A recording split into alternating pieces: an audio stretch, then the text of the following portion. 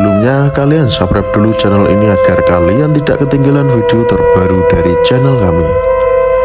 Mengenal Prabu Jayabaya, sang peramal sakti dari Jawa. Gelar resminya adalah Sri Maharaja Sang Panji. Prabu Jayabaya, ia merupakan Raja Panjalu atau Kediri yang memerintah pada sekitar tahun 1135 sampai 1157. Jayabaya selama ini banyak dikenal karena berbagai ramalannya yang dikenal sebagai Jangka Jayabaya. Ramalan-ramalan ini awalnya tertuang dalam bentuk tembang atau kakawin yang ditulis oleh Jayabaya.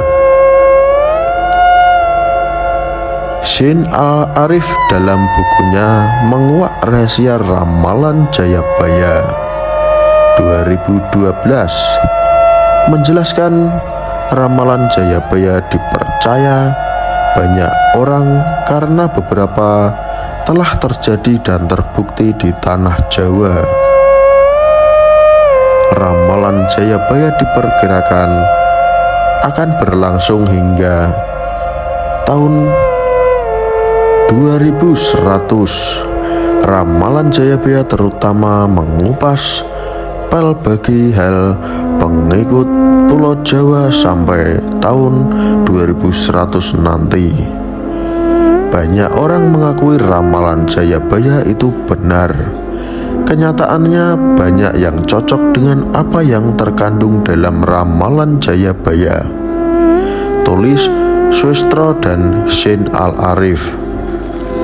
Jayabaya juga dikenal sebagai raja yang mampu mempersatukan Jenggala dengan Kediri. Selama memimpin, kesusastraan Jawa berkembang pesat. Kejayaan Kediri di bawah kepemimpinan Jayabaya juga ditunjukkan dalam berbagai prasasti yang ditemukan. Yoyok Rahayu Basuki dalam bukunya Kitab Musasar Jangka Jayabaya 2021 menjelaskan setidaknya ada 3 prasasti yang menjelaskan mengenai Jayabaya Kediri di bawah kepemimpinan Jayabaya. Antara lain prasasti Hantang bertahun 1135, prasasti Talan 1136 dan prasasti Jepun 1144. Sedangkan bentuk literasi yakni kakawin Bratayuda tahun 1157. Pada prasasti Hantang atau biasa disebut Ngantang terdapat semboyan Penjalu Jayati yang artinya Kediri menang.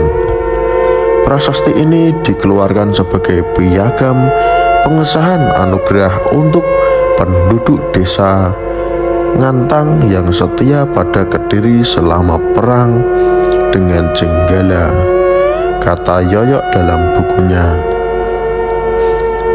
Menurut Yoyok, dalam prasasti Ngantang itu Jayabaya diketahui berhasil mengalahkan Jenggala dan mempersatukan dengan kerajaan Kediri atau Panjalu.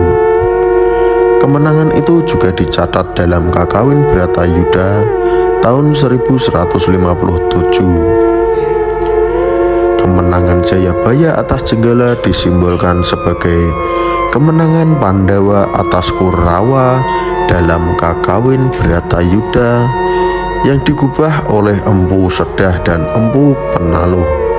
Jelas Yoyok. Selain dianggap raja tersukses Kediri, Jayabaya juga dianggap sebagai leluhur dari raja-raja di Jawa. Hal ini dijelaskan oleh Siti Nur Aidah dalam bukunya Prabu Jayabaya History of Sang Peramal. Ia menyebut Jayabaya adalah leluhur Raja Majapahit hingga Raja Mataram.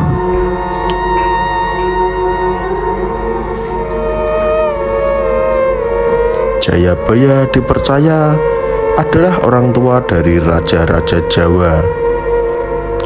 Dari istri yang bernama Dewi Sara lahirlah beberapa anak, misalnya Dewi Pramesti, Dewi Pramoni, Dewi Sasanti, dan Jayamijaya. Dari Jamamijaya inilah dipercaya keturunannya kelak menjadi Raja Majapahit dan Mataram, imbuhnya. Aida juga menyebut ada 3 ramalan fenomenal di antara sejumlah ramalan lain yang dipercaya telah terbukti. Ketiga ramalan itu yakni tentang kedatangan bangsa asing, kendaraan, dan cuaca. Pertama, ramalan Jayabaya yang dipercaya telah terjadi seperti adanya kedatangan bangsa kulit putih yang membawa tongkat yang bisa membunuh. Ramalan ini diyakini merupakan bangsa Belanda dan tongkat yang bisa membunuh adalah senapan.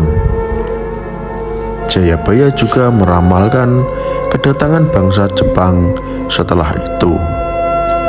Dalam ramalannya itu Jayabaya menyebut sebagai bangsa kulit kuning dari utara.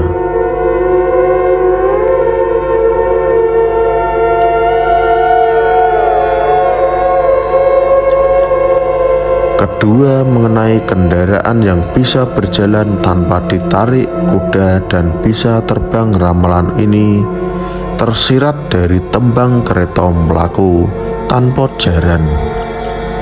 Perahu mlaku ing dhuwur awang-awang, kereta berjalan tanpa ditarik kuda, perahu terbang di atas awan. Ramalan kedua ini maksudnya adalah kemunculan kendaraan-kendaraan tanpa kuda tapi bisa berjalan dan juga pesawat terbang, ungkap Aida. Sedangkan yang terakhir, Aida menyebut mengenai ramalan terkait cuaca. Ramalan ini menyinggung hujan yang kadang turun di waktu yang tak semestinya, yakni akeh udan salah mongso. Juga salah satu ramalan Jayabaya yang terbukti benar. Ramalan tersebut sendiri artinya adalah hujan yang kadang turun di waktu yang bukan seharusnya, papar Aida. Prabu Jayabaya disebut turun tahta pada usia yang sepuh. Ia disebut moksa di Desa Menang, Kecamatan Pugu, Kabupaten Kediri. Hingga saat ini, petilasannya dikeramatkan penduduk setempat dan ramai dikunjungi banyak orang. Apa pendapat kalian tentang video ini? Silahkan beri komentar di bawah ini. Mau bahas cerita sejarah apa? Coba kalian sebutkan di komentar.